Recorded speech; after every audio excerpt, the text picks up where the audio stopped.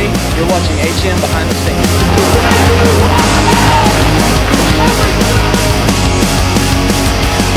Well, I know you like the party, but the party never stops. I know you like the party, but the party never stops. Well, I know you.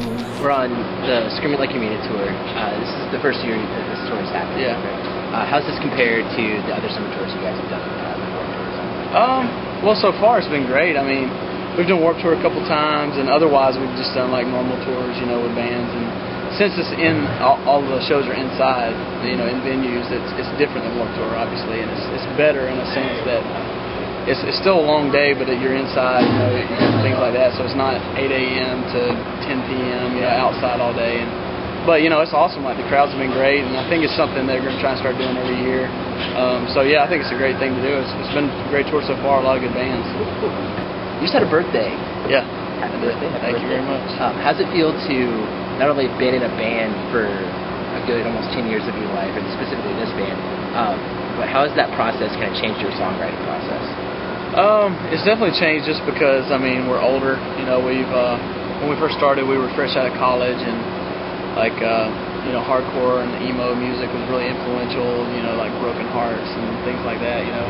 And I mean, it's something that we've kind of stuck with over time as a relational aspect to our lyrics and music, is because it's something that everybody can relate to. You know, there's always some sort of heartbreak, whether it be family or divorce or boyfriend, girlfriend, whatever the situation is. So it's something that we feel like is a universal kind of language to relate to. But over time, the relationships go from, you know, being brokenhearted as a kid to being to problems, real problems like, you know, marriage and family and death and things like that. But they're all relational, so we try and stick to that, even though we're getting older and, you know, our relationships change a lot. Yeah. As well, so. How does it feel to pull out a song like Disguised Mistakes with Goodbyes 9 years later after you guys have kind of written that and wrote that out and moved on to something different?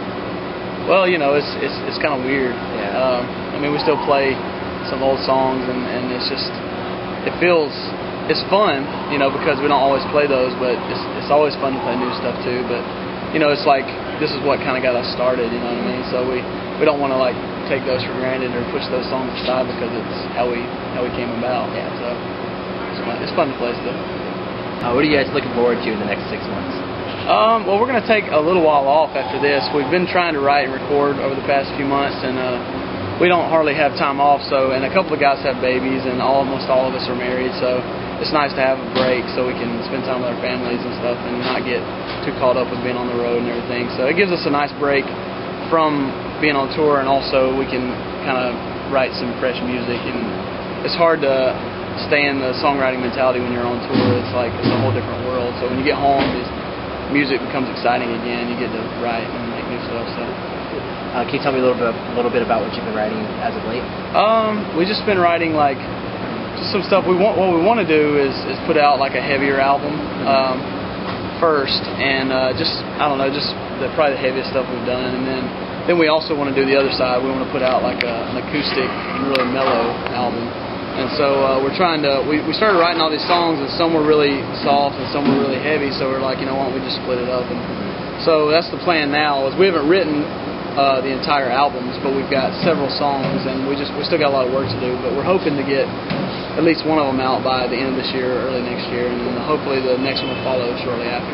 Will that be two like full lengths or like an EP followed by a full We haven't fully decided yet. We thought it'd be a full length followed by like a deluxe EP with still like 10 tracks on it, but we might just do 2 albums. I don't know. We haven't like fully decided yet. So yeah. I'm kind of going to shift gears a little bit as far as songwriting goes. You have a rap project that you work on. Kind of R&B. Yeah. You talk about that a little bit? Yeah, it's kind of funny because I've always been a huge fan of R&B music, like really good vocals and that kind of stuff. And so I like the harmonies, I like the music, I like the beats and stuff like that. And so I'd love to be able to do it. I have like maybe 10, 12 songs that I've written over the past few years, you know, that I actually get a good recording of. But, you know, with Emery being the full-time thing, it's hard to get a lot of time to do that. So hopefully this fall, even while we're doing Emery stuff, I'll be able to do some stuff like that too. And a couple of the other guys have side projects they want to work on.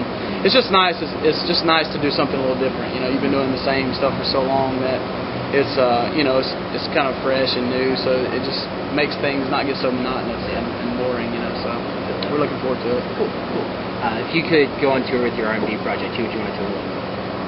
Oh man, I guess well, my favorite of all time is Boyz II Men. Well, you know, 90s, it was awesome. But I don't know. I guess it'd be somebody Justin Timberlake, I guess, or something like that, because he is really talented. He's a really good songwriter. So I mean, it'd probably be more in that vein of that mixed with older R&B, somewhere in there, like Sam Cooke kind of stuff. So we'll see. I don't know if it'll even happen. It's just kind of for fun right now, but so. Cool. Can you tell me a little bit about the decision to put out the anthology earlier this year? What? I'm sorry. What do you mean? You put out the triple pack. Yeah. The label kind of came to us and said, you know, we have basically 4 full lengths and an EP over our career, and so once you get to where you've made that much music, they kind of want to do something to bring the old albums back into being relevant again and stuff like that for fans. It's kind of funny because we have all these old fans who listened to our music from the beginning, and maybe they trailed away or maybe they stuck with it, and now there's young fans. So there's young fans that don't know us as well that maybe just know our new album or maybe come out to shows and just think of us as a new band to them. So we put all 3 of these together for a cheaper price, and it's you can buy all 3 and kind of get a taste of our whole career, over time. So for a discount. So we thought it was a good idea, so we were into it. Cool. For sure. If you could go back through your past material, The Question, Weeks In, I'm Only a Man, is there anything about those albums that you would change or tweak with? The Weeks In and The Question, that's just, we think that were perfectly aligned. That's just how we were. That just covered who we are as a band. And I'm Only a Man was definitely different for us. But when we were writing it and recording it, we didn't think of it as different. We were just like, oh, this is something we want to do. This is where we are now and the songs we have. And we were really super happy with it. But I feel like maybe fans thought we were trying to get really weird or but that wasn't our intention at all. We were just trying to write good music just like we always do. And we don't like writing the same album over and over. We want something different on every album. And but I think the way it came across was a little differently than we anticipated. So if anything, we definitely don't regret making an album. It's one of our favorite albums. But maybe the placement of where it would have come out, if In Shallow Seas We Sail would have come out maybe after The Question, it would have been a little less shocking. And then I'm Only a Man could have come out later, and it's just the order. But like I said, that's who we were at the time. That's the songs we were writing. That's just how it went. And we're not disappointed or regretful at all. It's just we didn't want the fans to think that we were trying to be something we weren't. We just were writing music that we thought was good and that we thought they wanted to hear, and that's just how it goes. So no regrets, just maybe placement a little different. You know what I mean? I dig it. What's your favorite thing about being on tour? It's definitely just hanging out with our friends. We're all best friends and in the band, and it's kind of funny because we love meeting other bands and hanging out and stuff like that, but if it were up to us, we just hang out with each other all the time. We're just all really close, and we don't live together away from tour. We live in different cities, so when we come together, it's kind of like vacation and hanging out with friends, and so we just have fun and just hang out. And we have a craps table in our bus and all that stuff, so we like to just that's fun. We should have done the interview on the craps. Yeah, I know. Kind of flip that question over. What's the hardest part about not being on tour? The hardest part about not being on tour? I guess just seeing friends. I mean, I love not being on tour just because I get to see my wife and get to hang out at home, and it's kind of like a normal life, like a normal routine, which people always envy our lifestyle because we're out on the road traveling all the time, and it's great. There's no complaints. But also, from our standpoint, at least me personally, I kind of envy that routine as well, because it's something different than I've experienced for the past 10 years. So I like being home. I like, help clean the house. I like going to exercise every day. I like doing all these different things and meeting with friends there and going to church every Sunday. It's a nice routine to have, and I do miss that when I'm on tour. And when I'm home, I kind of miss traveling as well after a while. So it's kind of like both worlds are great in their own respect. So what should the people that are going to be watching this be listening to right now if they're not? As far as any bands? Any bands. I haven't really been getting into any new bands. I'm getting older and my taste in music's changed a little bit. So as far as bands in our genre that I really like, I think are really good. I'm a fan of Brand New, and their last album I think is really good.